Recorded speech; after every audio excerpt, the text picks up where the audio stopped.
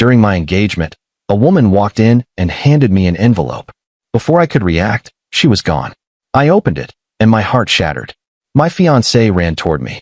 When she saw what was inside, tears filled her eyes. I didn't say a word and walked away.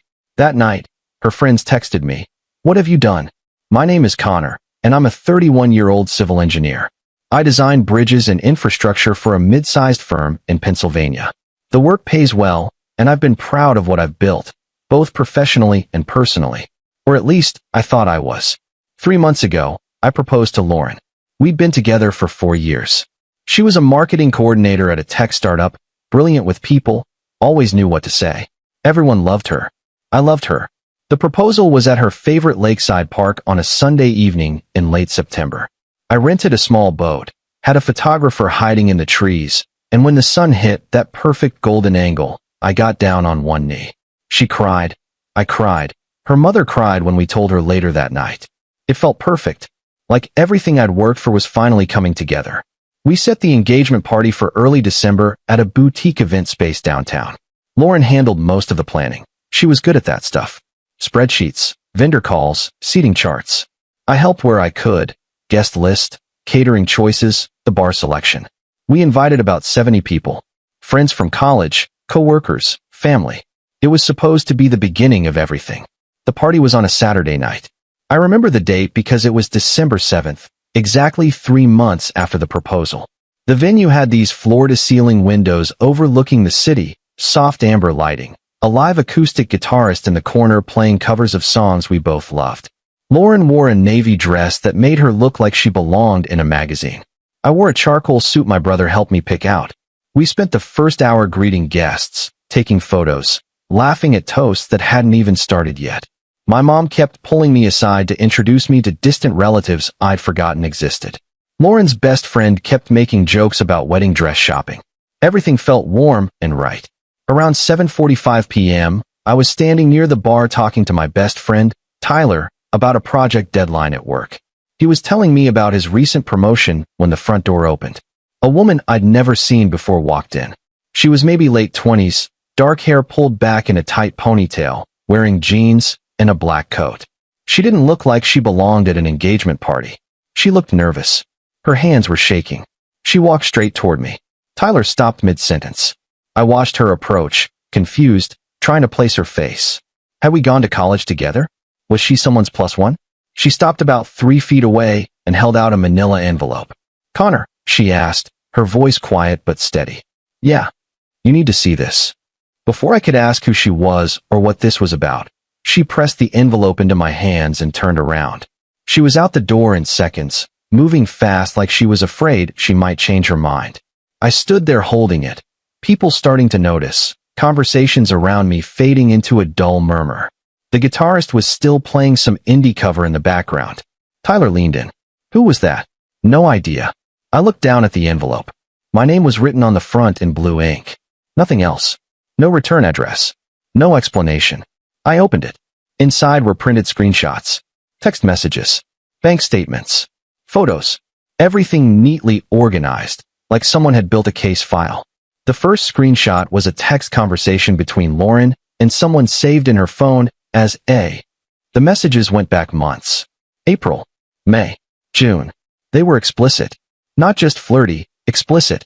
Plans to meet. Descriptions of what they'd done. What they wanted to do again. Words I'd never heard her use with me. I felt my stomach drop. The second page was a bank statement. Lauren's name at the top. Transactions to a hotel. The Grandview, about 20 minutes outside the city. Multiple charges over the last 6 months. Always the same day of the week. Thursdays. Always between noon and 3 p.m. 50, sometimes 70 transactions between June and November. The third page was a photo. Lauren and a man I didn't recognize. They were sitting at an outdoor cafe, his hand covering hers on the table. She was smiling. Really smiling. The kind of smile I thought she reserved for me. The timestamp was from 2 weeks ago. The Thursday, I thought she was working late on a campaign pitch for a new client. The fourth page was more texts. Recent ones. From last week. "I can't wait to see you Thursday. I've been thinking about you all day." Same here. This is getting harder to hide. I know, but we'll figure it out. I promise. I don't remember breathing. Lauren must have seen my face because she came running over from across the room where she'd been talking to her bridesmaids near the dessert table. Connor? What is it? What's wrong? You look like you've seen a ghost. I didn't say anything. I just handed her the papers. She looked down. Her face went white, then red, then her eyes filled with tears. She looked up at me, then back at the papers, then at me again. Her mouth opened, but no sound came out. Connor, I held up my hand. I didn't want to hear it. Not there. Not in front of 70 people who came to celebrate us. Not in front of my mother. Not in front of her father, who'd given a toast an hour ago about how proud he was to welcome me into the family. I turned and walked toward the door. No explanation. No scene. I just left. I could hear her calling my name behind me, her voice breaking. Connor, wait. Please. Let me explain. I kept walking. I pushed through the front door and out into the cold December air. My car was parked 2 blocks away. I got in and drove. I didn't know where I was going. I just drove. My hands were shaking on the steering wheel. My heart was pounding so hard I thought it might break through my chest. Update 1. That night, I ended up at Tyler's apartment. He'd followed me out of the venue, tried to stop me at the door, but I told him I needed to be alone. He didn't push, just nodded and let me go. He texted me an hour later asking where I was, and I finally told him. He didn't ask questions, just said, "Door's unlocked. I'm at the venue helping clean up. Be there in 20. I sat on his couch and stared at the wall. I didn't cry. I didn't rage. I just felt empty, hollow, like someone had scooped out everything inside me and left just the shell. Around 11 p.m., my phone started blowing up. Text after text. Lauren's friends. Her bridesmaids. People I considered friends too. What did you do? Lauren's a mess. You need to come back. She said you humiliated her in front of everyone.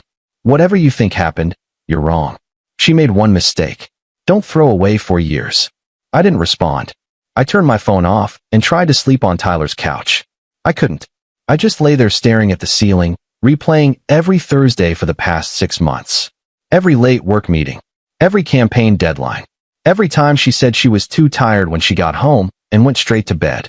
The next morning, I woke up to 43 missed calls. Most were from Lauren. A few from her mother.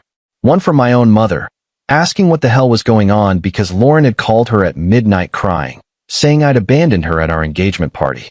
I called my mom first. Explained everything. Read her some of the texts over the phone. She was quiet for a long time, then said, "Oh honey, I'm so sorry.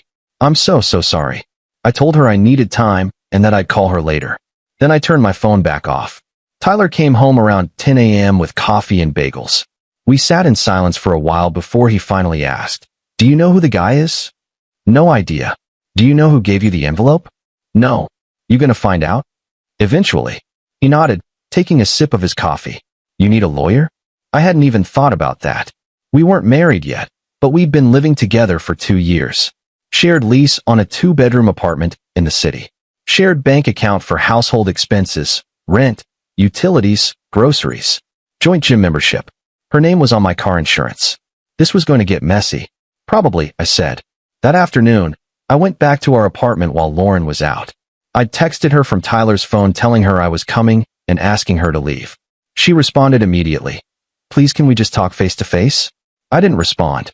When I got there, she was gone. But she'd left notes everywhere.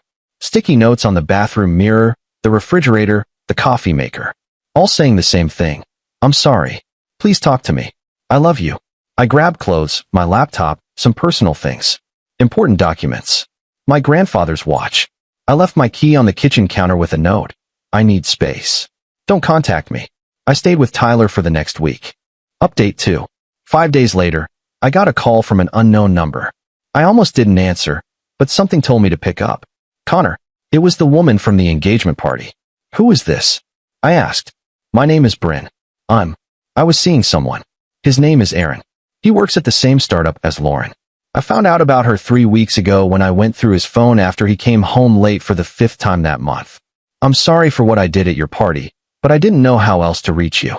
He wouldn't stop seeing her. She wouldn't stop either. I confronted him multiple times. He kept saying it was over, but it never was. "I thought you deserved to know." I sat down on Tyler's couch. My head was spinning. "They work together?" "Yeah. He's the creative director. They've been seeing each other since June. Maybe longer. I don't know. I only found the messages in November, but the texts go back further. I took screenshots of everything before he could delete them. June. We got engaged in September.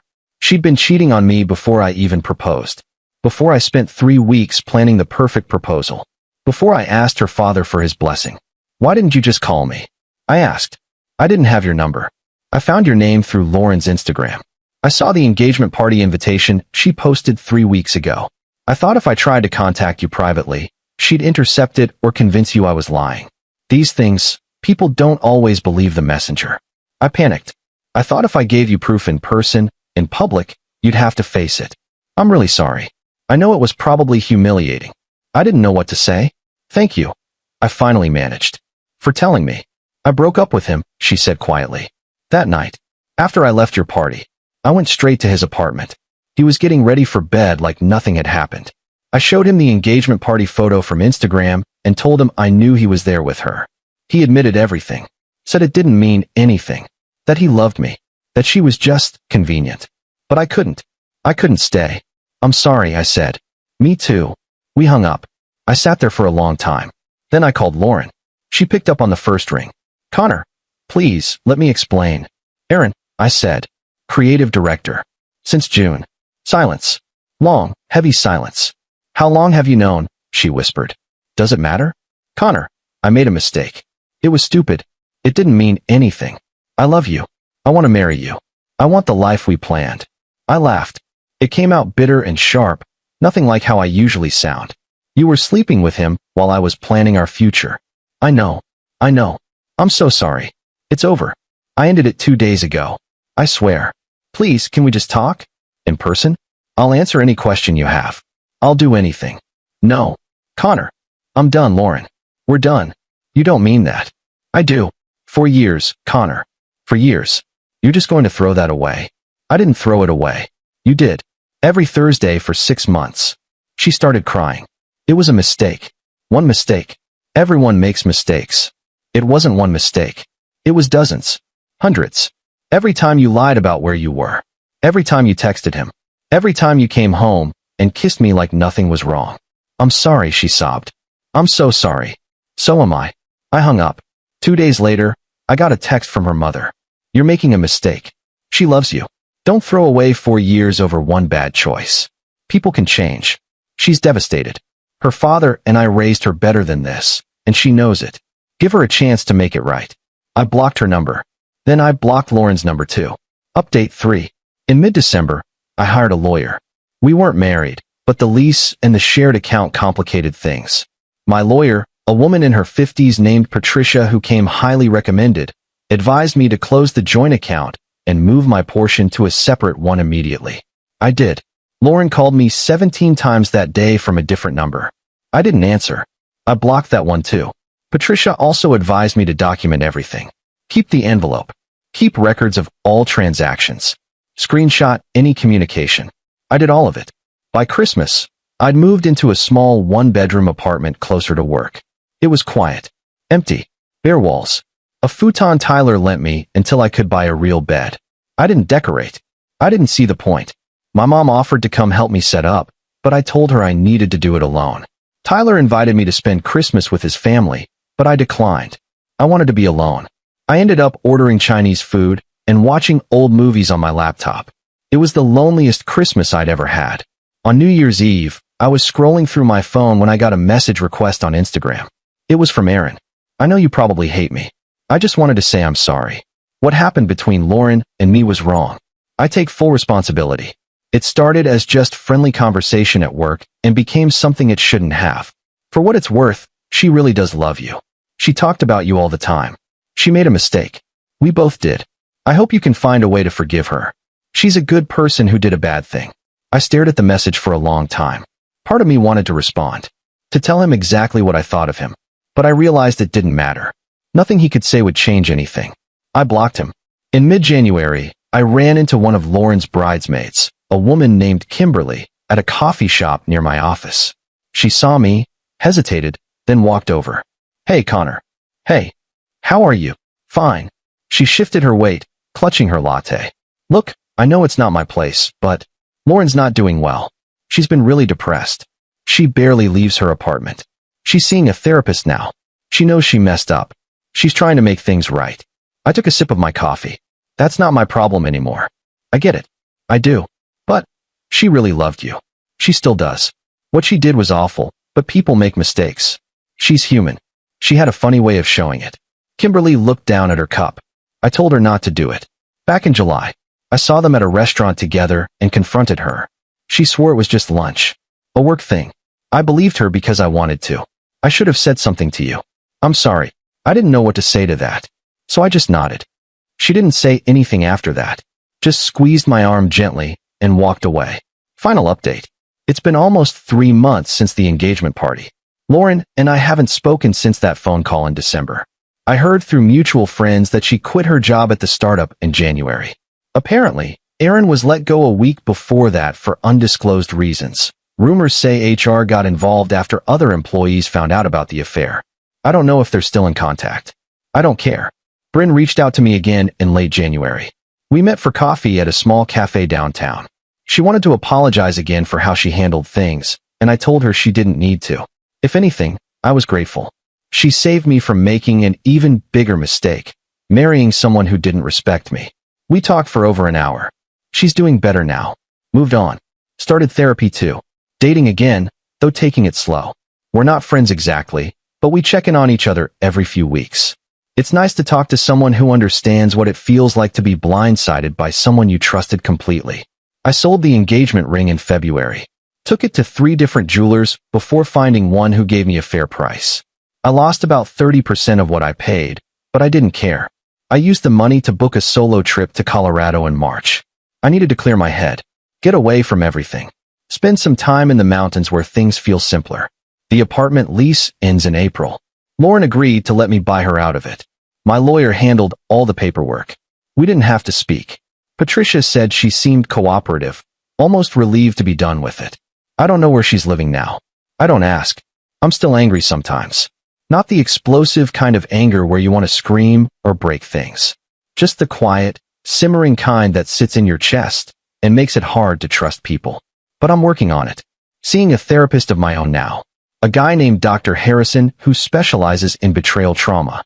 Trying to rebuild. Trying to figure out who I am outside of the relationship I thought I was building. My mom asks me sometimes if I think I'll ever date again. I tell her maybe. Not now. But maybe someday when I'm ready. When I can trust again. People keep asking me if I think I'll ever forgive her. Honestly, I don't know. Maybe one day. Not for her. For me. So I can let go of the anger. But right now, I'm focused on moving forward. On figuring out who Connor is when he's not planning a wedding or building a life with someone who didn't value him the way he valued her. I don't regret walking away. I regret not seeing it sooner. I regret ignoring the small signs. The way she'd turn her phone face down when I entered the room. The new perfume she started wearing in July. The gym membership she suddenly renewed after letting it lapse for a year. But I guess that's the thing about betrayal. It's always clearer in hindsight. Tyler tells me I'm doing better. That I smile more now than I did in December. Maybe he's right. I'm starting to feel like myself again. Or maybe a different version of myself. One who's a little more cautious, but also a little more sure of what he deserves. I'm okay. Not great, but okay. And that's enough for now. Edit 1. A few people have asked what happened to the engagement party. We'd paid deposits that were non-refundable, about $4,000 total. Lauren's parents ended up covering most of it since I walked out. I offered to split the losses, but they refused. Said it wasn't my fault. I didn't push it. I appreciated the gesture, though it didn't make any of it easier. Edit 2. For those wondering, yes, I kept the envelope. I don't know why. Maybe as a reminder. Maybe just because I'm not ready to let go of the proof yet. It's in a drawer in my apartment, underneath some old tax documents. I haven't looked at it since that night, but knowing it's there helps somehow.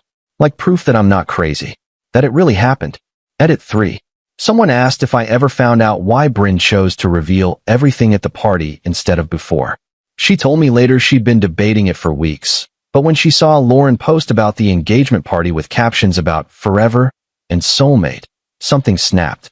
She said she couldn't let me walk into a marriage blind. I get it now. I'm glad she did it when she did.